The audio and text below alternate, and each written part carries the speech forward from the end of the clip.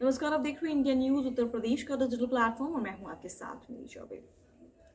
आपको बता दें कि उत्तर प्रदेश में निकाय चुनाव हैं और जैसे ही चुनाव आते हैं वैसे ही सभी पार्टी एक दूसरे को तंज कसने में लग जाती है। अब ऐसे में जैसे जैसे निकाय चुनाव की तारीख नजदीक आ रही है वैसे ही जो तंज कसने का काम है वो पार्टी ने काफी जोरों पे कर दिया है। एक तरफ प्रचार प्रसार तो चल ही रहा है, लेकिन अपने कामों को आगे दिखाने के लिए दूसरे पार्टियों के कामों को दूसरे पार्टियों की निंदा करना भी सभी पार्टियों ने शुरू कर दिया है। ऐसे में जब उत्तर प्रदेश के मुख्यमंत्री यानी योगी आदित्यनाथ उन्नाव में नगर निगम चुनाव को लेकर प्रचार प्रसार कर रहे थे, तब उन्होंने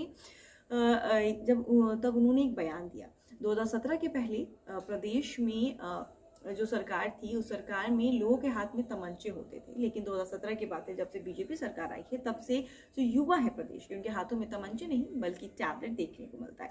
अब ऐसे में इस बयान के बाद से जो सपा प्रमुख है अखिलेश यादव, उन्होंने योगी सरकार पर और यूपी के मुख्यमंत्री योगी आदित्यनाथ पर खास करके तंज कसा है। उन्होंने कहा कि योगी सरकार जो है वो बुनियादी सुविधाएं देने में विफल रही है, ना ही उसने अपने प्रदेश में एजुकेशन सेक्टर में कुछ अच्छा काम किया है, ना ही रोजगार बढ़ाने में कुछ अच्छा काम किया, और ऐसी बुनियादी कई सारी सुविधाएं जो कि देने में योगी सरकार विफल रही है। ऐसे में उसके पास बस एक ही चीज़ बचती है, वो है तमंचा। वो तमंचे को लेकर ही अपने चुनाव में बातें करती है और चुनाव जीतने की कोशिश करती है।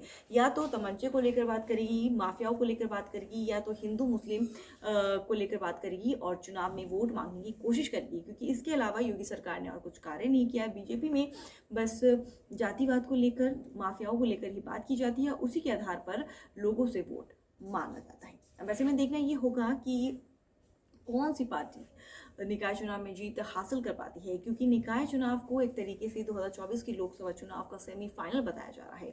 पार्टियों के हिसाब से 2024 में अगर लोकसभा चुनाव में जीत हासिल करनी है तो उससे पहले सेमीफाइनल यानी कि निकाय चुनाव में जीत हासिल करना बेहद जरूरी है। जैसे और तमाम खबरों से जुड़े रहने के लिए देखते रहिए इंडिया न्यूज उत्तर प्रदेश का डिजिटल प्लेटफॉर्म।